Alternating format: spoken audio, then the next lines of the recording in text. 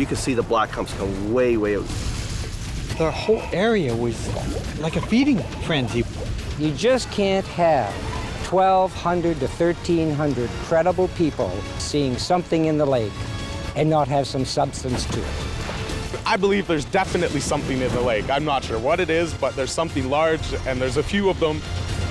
My name is Bill 𝙬👏👏👏, and I am the legend hunter.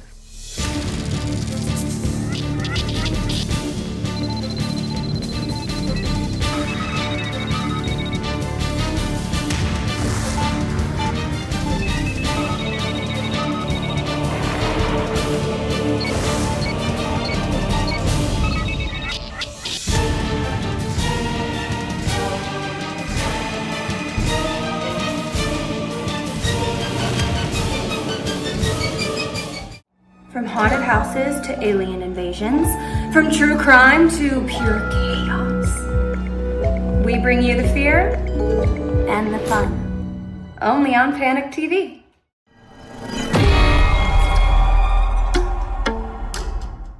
If this made you scream, this made you hide, and this made you doubt reality, buckle up for this one.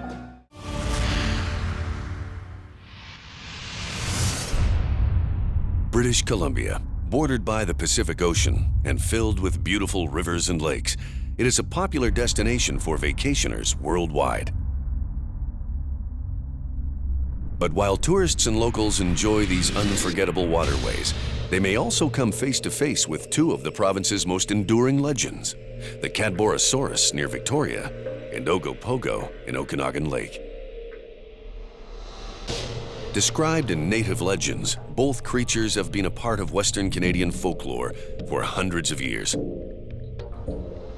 But some people believe there is more to British Columbia's sea creatures than quaint stories. Longtime Kelowna resident Bill 𝙬👏👏👏 is one of them. A real estate agent by day, Bill became interested in the legends of British Columbia 30 years ago. It was then that he spotted Lake Okanagan's most famous resident. It was October 1978. At that point in time, I was living on the west side of the lake, and I was coming into work. And I was coming down across the bridge, and I looked over to my right, and lo and behold, there were 3 humps in the water moving towards Kelowna. So at that point, I stopped my car. This was basically in the middle of the bridge, and backed all the traffic up, all the way up the hill behind me. And I had all these people out over the rail looking at the sighting, and it was really something. Seeing Ogopogo that fateful day changed Bill's life. Since then, he has vowed to prove that British Columbia's mysterious sea creatures are real. Bill first decided to take a thorough scientific approach in his attempt to find indisputable proof of Ogopogo's existence. No one's really done a scientific search. So in 2000, we put together a huge crew. We had upwards of 50 people, and we did a 3-week search for Ogopogo. And it was great, and ever since then, we've been doing it every year or every second year.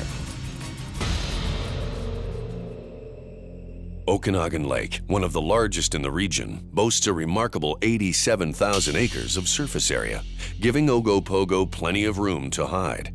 Still, it seems that this mythical beast emerges from the depths regularly, and when it does, it has often been observed. In fact, there have been as many recorded sightings of Ogopogo as the famed Loch Ness Monster. Many of these sightings involve multiple witnesses, but that's not all. According to Bill, more people have seen Ogopogo than will admit to it. We did this survey in '99. We pulled 1,000 residents of the Okanagan.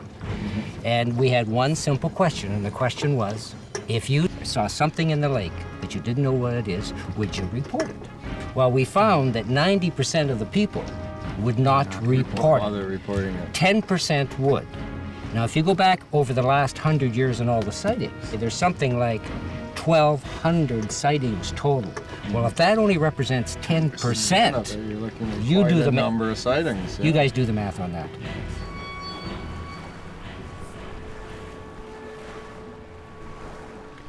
Fortunately for Bill, there are some people so convinced that they have seen Ogopogo, they can't help but report it.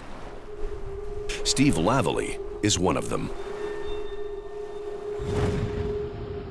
2 years ago, while boating in the middle of the lake, Steve and some friends decided to go for a swim.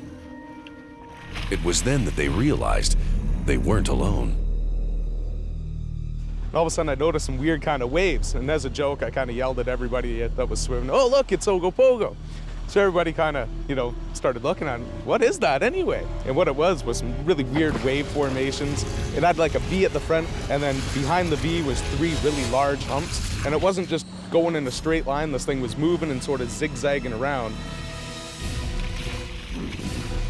We decided we were going to chase it in the boat, see if we could get closer to it.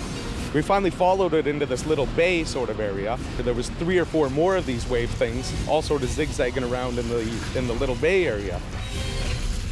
Before it happened, I was kind of, the average skeptic, just whatever, could be anything. And then once that happened, I believe there's definitely something in the lake. I'm not sure what it is, but there's something large, and there's a few of them, and they're in there for sure. While collecting eyewitness stories, Bill has found that most accounts have a few common denominators. A typical Ogopogo sightings is the classic 3 humps, 2 humps. Sometimes a head is seen, but generally these sightings are at a distance. They generally are moving laterally across the lake from people. Bill learns of a very recent sighting and calls his legend hunting partner, Len Milnick. Len, hey, how you doing? Hey, listen, did you hear about that Ogopogo sighting in the mission? Yeah, something, eh? Listen, I got a plan. You gonna be around this afternoon? Great, see you then. Len Milnick owns Can Pro Diving. His diving skills and resources are an invaluable aid to the team's quest for Ogopogo. Like Bill, Len has his own reasons for believing that Ogopogo exists. Hey, Len. Hey, how you doing? Hey, did you hear about... I haven't visually seen, like Ogopogo, for instance, but I've had that feeling underwater, like something was watching me, and that's how I got involved with Bill Stasiak, just doing this search. Len's business provides commercial diving services throughout Western Canada. He supplies the legend hunting team with high-tech diving equipment, underwater photography, and video. His divers are not only certified and experienced, but they also share Len and Bill's desire to find Ogopogo. Now, my thinking is we come here, we check out the site where they had the sighting, we do sonar sweeps up the troughs to Rattlesnake Island, check out the caves between Rattlesnake. You've always wanted to do this in Squally Point. Yeah. With a definite plan of action, Bill and Len look forward to finally discovering evidence to prove that Ogopogo actually exists.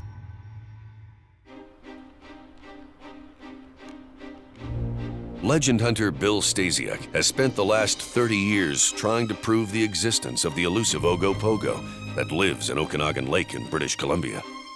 Bill and his partner Len Milnick have organized a diving team to search for the creature and find evidence to prove that the mythical Ogopogo, seen by hundreds of people, is in fact real. Well, we're just getting all our stuff together to go search for Ogopogo. We've got our sonar coming in, we've got GPS, we're just waiting on my buddy Wayne with his Zodiac, we got the scuba divers coming in. It's going to be an exciting day.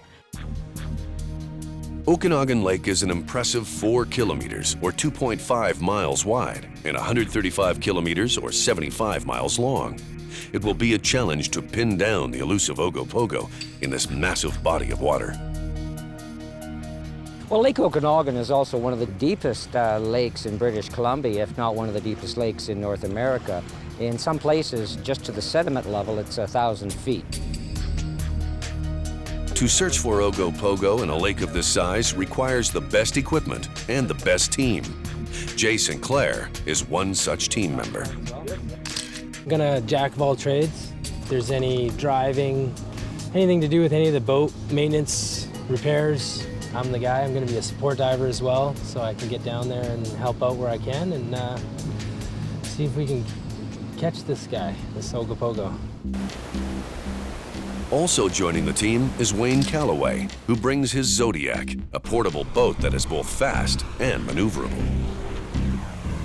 And I'm here to see Ogopogo and get a picture of him. When he does appear, it's briefly, and he's moving in the water quite fast, which is why I have my Zodiac, so we can catch him.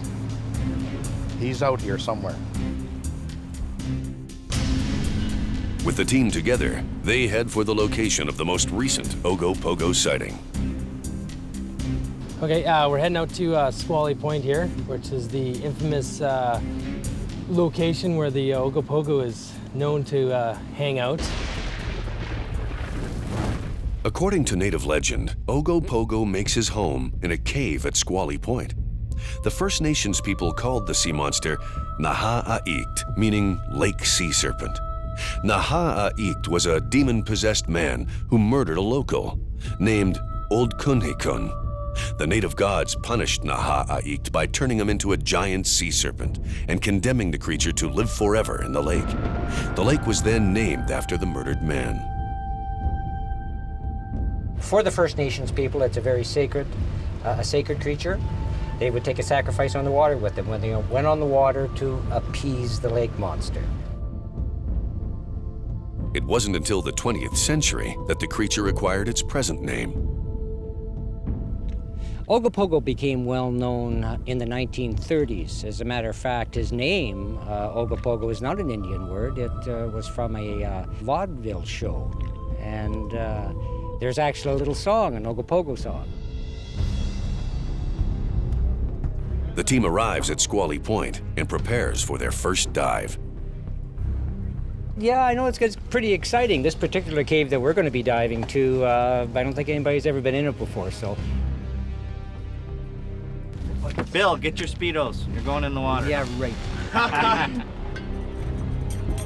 Well, the advantage of using divers is you could use divers to locate a cave. If there's some evidence of something that was in that cave, you'd want to search that immediate area. This particular cave is in, what, 20, 30 feet of water.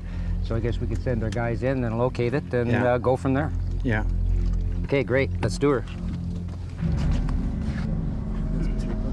Diving conditions at Squally Point can be dangerous and unpredictable. Only the most experienced divers, Craig Smalley and Neil Close, will be making the dive. Weather can pick up at any moment and change the diving conditions in a matter of minutes. I think we have to have dry suits, keep us warm. So what happens with that is we end up with more gear. It makes it more cumbersome for the diver. And here we're looking for some caves. Caves are another dangerous point. You can have overhanging rock that bubbles can dislodge and fall down. Neil and Craig descend into the frigid depths of Lake Okanagan, the alleged home of a giant sea serpent. And you always wonder, oh, what am I going to do when I finally come across one of those? Then little simple things like that go through your mind. Am I going to be the first to get eaten? Am I the first to get touched or, you know? But it keeps you going, you know? Like it's definitely. That's part of the adrenaline rush of it all. That's what we all crave. That's why we do it. My thoughts on the Ogopogo is there could possibly be, you know, something left over or something that has remained in the deeper waters. We know through our research that it lives on the bottom. We know that it's a predator. We know that because of the sightings where the teeth were shown in the head. The divers complete a thorough investigation of the area thought to be Ogopogo's home. They return to the surface and report to Bill. So how things go down there, guys? Good. Good? Very good. Did you find that cavern entrance? We didn't find much of an actual cavern entrance. A lot of it could have been covered by landslides. not big enough for anything of any size. So But, it could have collapsed since. could have collapsed over the years. There has been a lot of land, like you can see the debris along the bottom. There has been a lot of landslide in there. Okay. Okay. The team eliminates Squally Point as an active lair for Ogopogo. It's time to move on to the next location in their bid to find evidence of the mysterious creature in Okanagan Lake, where the next underwater search will push the scuba divers to their physical limits.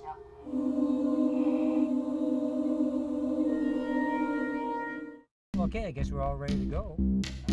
Legend hunter 𝙬𝙬𝙧𝙬𝙧 has assembled a team to search Okanagan Lake for the elusive creature known as Ogopogo. The diving team has already explored Squally Point, and they prepare for their second dive at another location known for Ogopogo sightings. The water around Rattlesnake Island is a good location to search for Ogopogo. Not only is it close to the creature's traditional home, it is the perfect environment for a large aquatic animal. It's deep, you'll get a lot of fish just kind of swimming around. Ogopogo is known to just kind of come to the surface, and usually boats and divers can scare him, so he likes to be where he can get deep, right? So this is a really nice area. There's no other area on the Okanagan Lake that offers so much protection plus abundance of aquatic life and food. The team narrows in on another underwater rock formation that is known to have caves. Neil and Craig make their second dive of the day. It doesn't matter. So you think these caves that we're going to be having a look at here, Neil, what depth are they? I think they vary anywhere from 20 to 100 feet in depth. Maybe some lime, please? Yeah. Acting as diving and technical support, team member Bob Cook prepares the underwater camera and light that the divers will use to record their findings. Len Melnick sets up the monitoring equipment. Just do it for a lot of inspection dives. Today we want to see some of the locations where we feel that maybe Ogopogo might be hanging around. The underwater terrain off Rattlesnake Island is much more treacherous than Squally Point. So, for added safety, Neil Close will explore the caves using hard hat diving gear with surface-supplied oxygen. It's an air redundant system. There's two air systems on the surface. The diver carries an air system on his back as well. He's tethered. He has voice communications to the surface, so if he needs something, they can send it down to him, or if he needs help, they can help him. Once again, Neil Close slips beneath the surface and begins his long descent into the depths of Lake Okanagan. Cave diving can be extremely dangerous. When a diver encounters trouble inside an underwater cavern, getting out of the tight space can present a grave risk.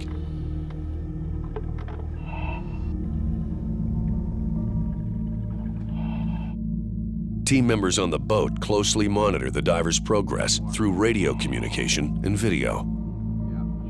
Well, this is a perfect location for Ogopogo, to search for Ogopogo. It's dark, Dark, deep. west side of Rattlesnake Island, the traditional home of Ogopogo.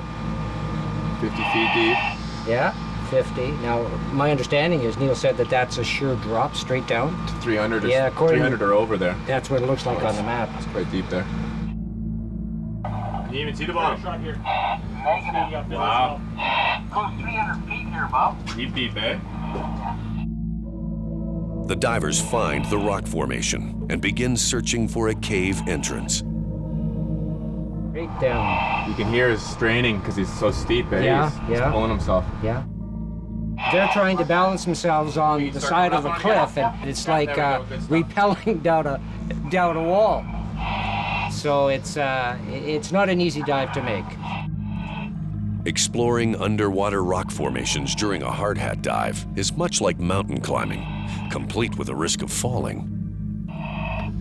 If I sunk, it would be tough because, I mean, everything that would be racing through your mind would be the last things, but also at the same time, it would be a game of survival. You would be, you know, ditching all your weight belts and trying to make yourself buoyant and filling your suits up, and definitely be trying to climb the cliff or to hang onto the ledge, or, you know, to get yourself back up, back to the surface. The divers discover a possible lair for the creature. Oh, I got something that looks like a cave. You got something that looks like a cave? Yeah, You're in the mouth of the cave right now. I'm right inside it. Roger. Oh, murky. Lot of sediment. Well, there's the excitement of trying to locate one of these caves or caverns, and then when you get to the cave, I just lost 10 years of my life. Oh, but it was worth it. but you just don't swim in front of it. You slowly go over the edge and peer in. Make sure that entrance is clear. You know what I mean? You just don't know what's there. Yeah. And then you slowly start working your way in, but there's just that adrenaline going, just like I said, just like a kid exploring. After searching the caves and the icy lake, it is time for the divers to return to the surface.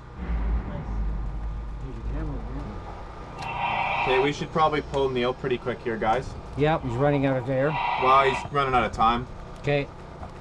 All right, Neely, if you want to leave bottom, bud, that'd be great. The divers confirm that the Rattlesnake Island caves could be an ideal refuge for Ogopogo, but once again, they find no evidence to prove that they have found the creature's home. Yeah. Well, good stuff, guys. I mean, that's unfortunately no Ogopogo. Fortunately, no Ogopogo today. No. Well, it doesn't mean it's not there. Yeah, well, we know it is, but it wasn't in that cave. It wasn't in that cave. Anyway, great stuff, guys. Thanks. While the team didn't see Ogopogo on day one of their search, they aren't discouraged. Every mission gives the team more experience for future dives. The next day, Bill decides to use a different method to search for Ogopogo, one that will allow them to cover a much greater area in their search. The team will be using sonar to track down the famed lake monster. No one's ever used any sonar in the lake, and certainly we shopped around for the best type to use, and we found this was the best way to go about it. And sonar doesn't lie. I mean, you know, a signal is sent out, and a return comes back, and it's shown on the screen, and logs don't float at 60 meters below the lake. Sonar is a reliable method of locating large aquatic animals such as Ogopogo because it's quiet and non-invasive. It's less likely to scare the shy creature into hiding. Joining the Legend Hunter team today is 𝙬𝙗. Early season, late season, you'll pick up more sightings because people are tendency to see flatter water. So they got a better shot of waves or anything on the lake. There's a number of sightings all the time. Many skeptics believe that Ogopogo sightings are nothing more than wave formations. Steve Garrity believed that until his own experience with Ogopogo 2 years ago. It was on Thanksgiving Day, October 11th, 2004, and I was just coming here with the dog, walking the dog. And as I was looking at the lake, I said, well, that's probably where a lot of the Ogopogo sightings are. It's just from strange wave actions. And then no sooner am I thinking that is when I see these two objects come on the water. Now they're pretty well black. The forward one of the two was actually coming out with some black humps. And my first reaction was, oh, you gotta be kidding me. Steve moved to a higher vantage point for a better look. And I saw another one in the same spot, just one of them. And it was really moving. The humps were just coming out of the water, and it was at that point that I was pretty well convinced that I'd actually seen the creature. The location where Steve Garrity first spotted Ogopogo is part of a larger area where many other sightings have been reported. It will be the place where the legend hunting team conducts their search. Not far from where Bill had his first Ogopogo sighting, the sonar scanner picked something up. Just do it if you want to hear it. Yeah, I picked it up just underneath the alarm range. Yes, I'm still reading 40 meters, 34 meters, what'd you say? 450. 450 here? Yep.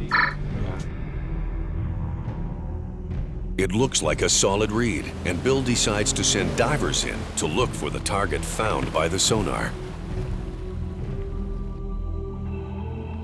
The divers look for anything that could explain such a large sonar reading. In 40 meters of water with low visibility, even dark shadows could be Ogopogo, lurking just a few feet away. A few years ago, we were diving at about 70 feet, and I just had a weird feeling, and I turned, and there was almost like a black silhouette when I was looking across the water. That was my first feeling that there's something, you know, and I've always had that in my, back of my mind. After a thorough search of the area, the divers return. While they didn't see Ogopogo, they also couldn't find anything else that could have caused the sonar reading. Bill will examine the evidence from the sonar reading to determine if it could indeed be evidence of Ogopogo. With a solid sonar hit to consider and a better understanding of the underwater cave system, the team decides to wrap up the expedition in Lake Okanagan. But there's another British Columbian sea monster legend to explore. This one's off the coast of Vancouver Island, and exploring this one may prove to be more dangerous. Legend hunter Bill Stasiuk and his partner Len Melnick are moving their search for sea monsters from Lake Okanagan to Vancouver Island. For more than 100 years, the waters off the coast of Victoria, from the Strait of Juan de Fuca to the Strait of Georgia, have been home to scores of eyewitness sightings of an elusive sea serpent called 𝙬𝙧𝙧𝙬𝙧𝙧. Bill and Len are interested in ancient Aboriginal legends about mysterious sea creatures that could be related to 𝙬𝙧𝙧𝙬𝙧. They've heard about some remarkable ancient native markings called petroglyphs that may be relevant to their quest. They meet with Tricia Bland, who works at the East Sioux Regional Park, which is located an hour outside of Victoria. I understand we're going out to look at some petroglyphs today. That's right. We'll take the truck, the four-wheel drive, and I can take you out there to meet a new Chapa gentleman. Oh, excellent. Looking forward to it. Great. We're on our way right now to some petroglyphs, some Indian paintings. They're very close to the ocean. And we have to drive in a little bit, and there's about a 10-minute walk to get there. It's fairly rough getting in. We're hoping to be able to connect some dots in terms of what we see on the wall and how that relates to First Nations tradition, and it'll be quite interesting. The Petroglyph Park occupies 2 hectares of land along the coast and receives thousands of visitors each year. At several locations, ancient carvings on rock faces overlook the sea. A local guide has been arranged to take Bill and Len the rest of the way to the petroglyphs site. People, Hi. welcome. I'm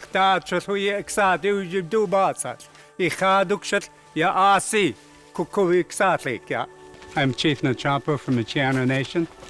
I'd like you to greet you to our land. And here's a land where the abundance was huge. There was so many fish here. And we're going down to the petroglyphs over here.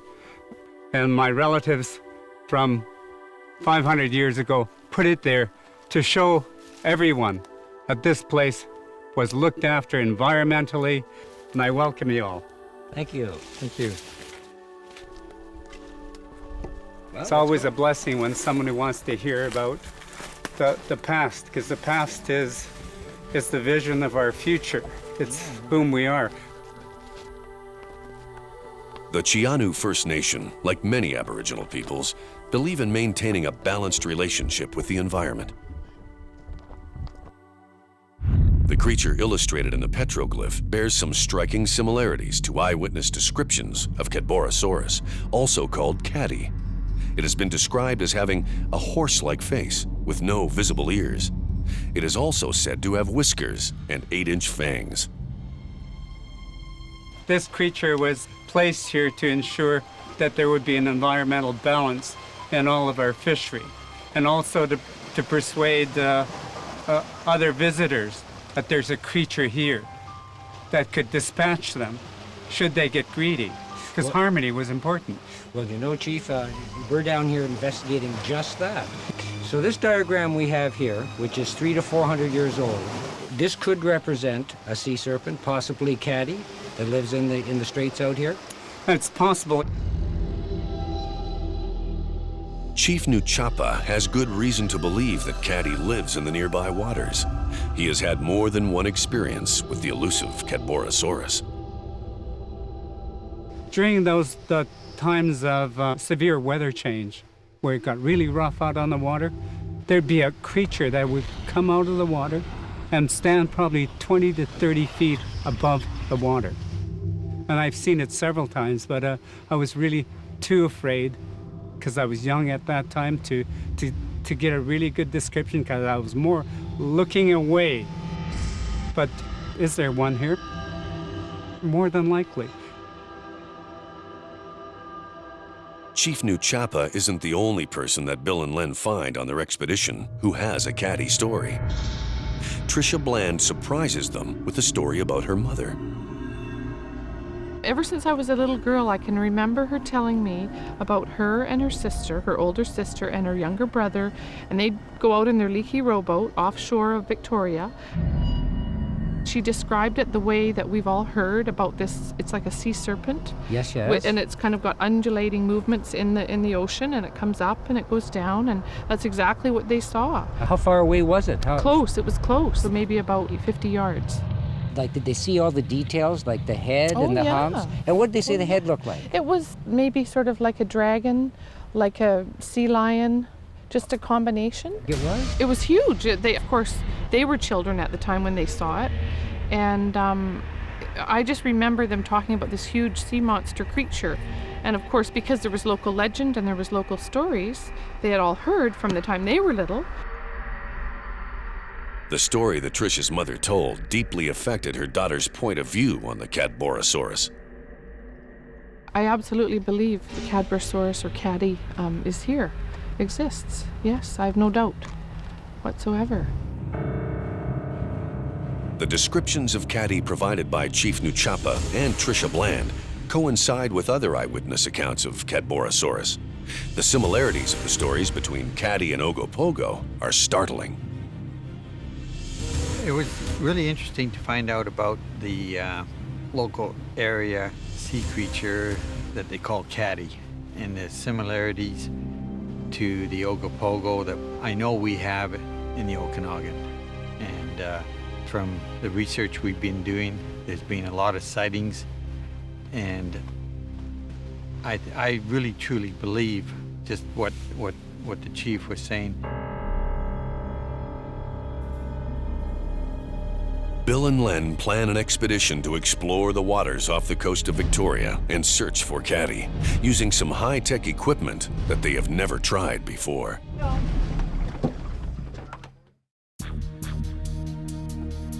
Legend hunter Bill Stasiuk and his partner Len Melnick have completed some fascinating research on Cadborosaurus, known by most as Caddy, the sea creature that has been observed off the coast of Victoria. With eyewitness accounts and a First Nations perspective on the creature, they are now ready to take the hunt into Caddy's realm. Oh, hi there. Hey, how are you? You must be Chris. I'm Hi. Bill. Bill, This nice is to Len. meet you. Len? Glenn, nice to meet Len. you. Len, Chris Roper, good to meet you. I hear we're heading out today. This is the ROV unit right here, is it? Yes, this is the LBV, Little Benthic Vehicle, and we're gonna take it out and go explore. Excellent. Bill and Len have enlisted the help of Chris Roper, who has some highly specialized gear. A remote-operated vehicle, or ROV, equipped with a camera, and a boat outfitted with radar, sonar, and GPS to go along with it. Chris is up for this quest, having used his ROV on many challenging missions in the past.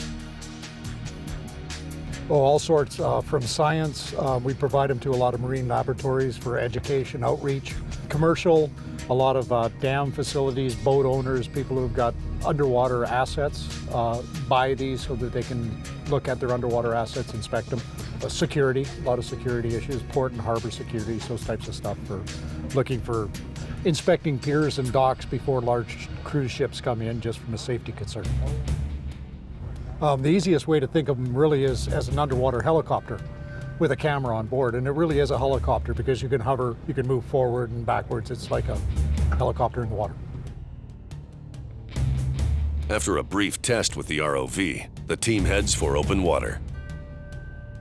Yeah, we're excited. We're just leaving Victoria and got all the equipment set up on board and going over to Cadborough Bay, just north of here. And that's when the last sighting of Caddy was done by a couple of university students. So we're going to go into that exact area and we're going to put the ROV down and see what we can find. The crew carefully prepares the ROV and sends it below the surface to begin their search. Okay, pointing away from the ship. Okay, and I'll just take her down to depth there. Heading down.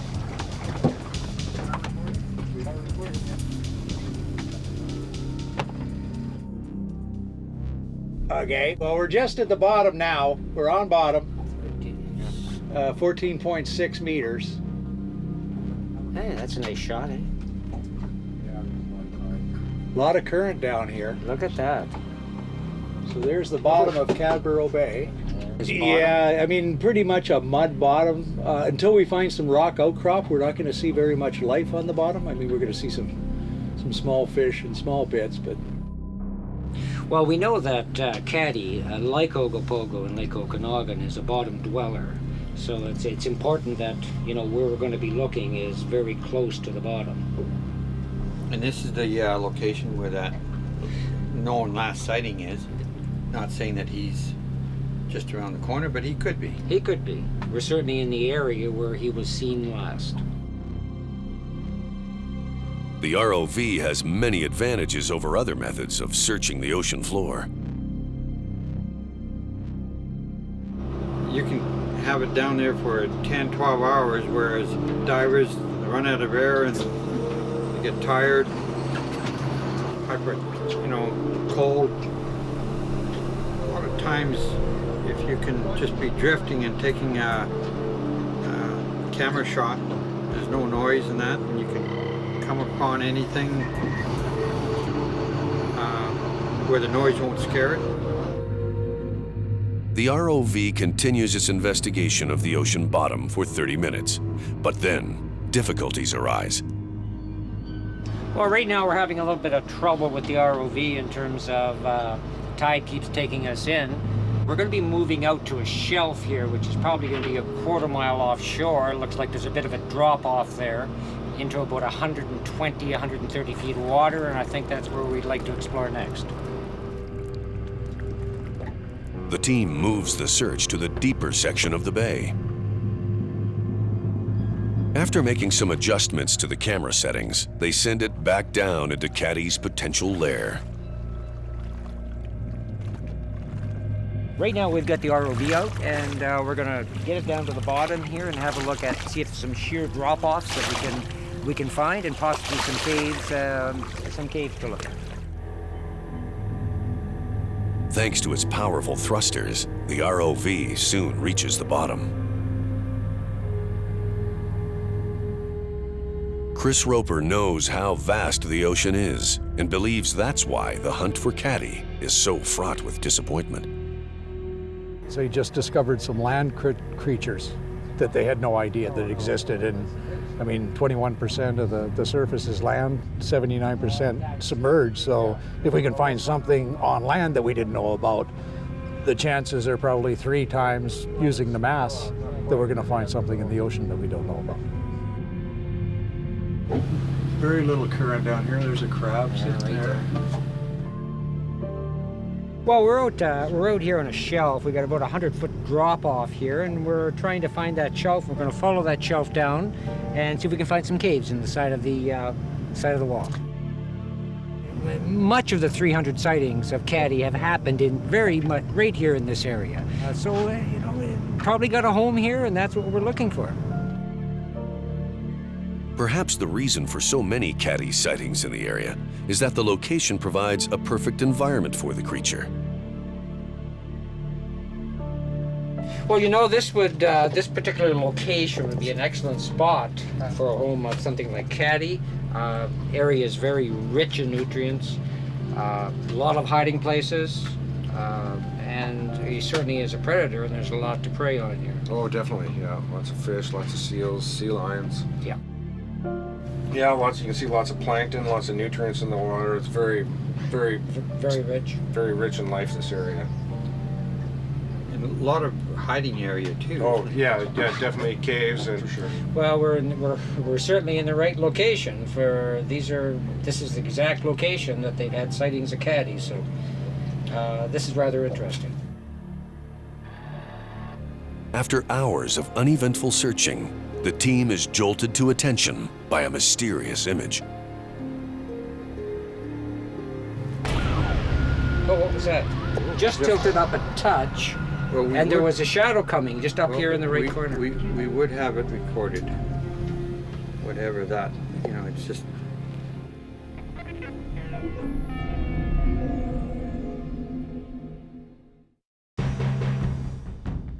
Legend hunters Bill Stasiuk and Len Melnick search for Cadborosaurus in the waters off Victoria, BC.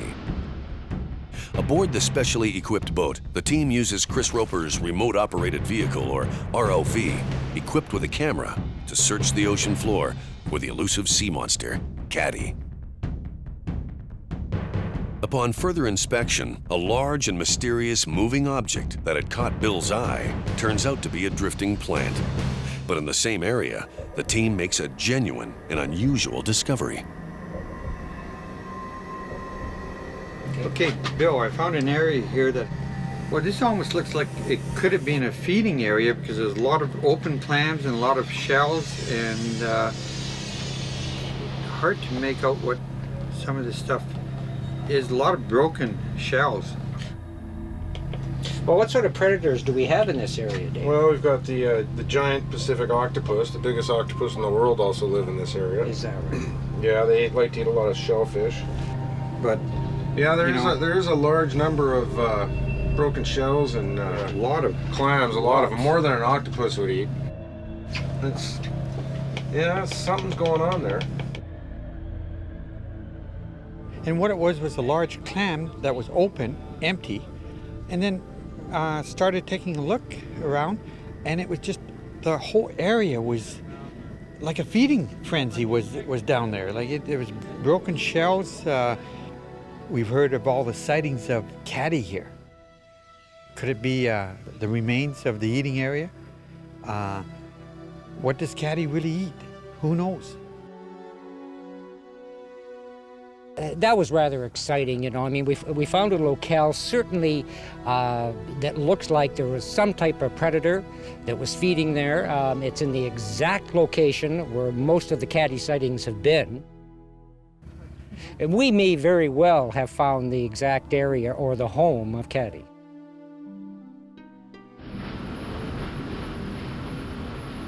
The legend hunting team wraps up their sea monster expedition. During their search, they have made some important discoveries about both Ogopogo and Caddy. We've learned that, and we think that, Caddy and Ogopogo are related. We think that that relation is based on salmon runs, and we believe that Caddy got into the Okanagan Basin a number of years ago when there was a huge lake there called Lake Penticton, and it may have been open to the sea. And he followed the salmon up into the interior, into the basins, the Columbia Basin, the Fraser Basin, and when the lake got blocked off, he got caught there. And he became our Ogopogo, a direct cousin of Caddy. And they remain optimistic about the future of their quest. You know, we've developed some new technology that we're going to be using this year. It's a whole different way of searching, and we're hoping to get some pretty positive results from that. I think our team will probably, it'll probably be the team that finds the conclusive proof. When they do find proof of these mysterious sea creatures, it will be a significant discovery for science. The scientific community is going to have to take a step back and have a look at what's going on in the freshwater lakes of North America. And, I mean, there's new species of animals being found all the time all over the world. I don't think it's unrealistic to have a species that's here in this lake. For a legend hunter, the investigation is everything, and for Bill, it's no exception. His motives remain true. It's something that I have a great interest in. Well, we want to prove the existence of an undiscovered aquatic animal in Okanagan Lake. And I think it's time. If you could rewrite that ending, how would you change it? Go full director mode in the comments.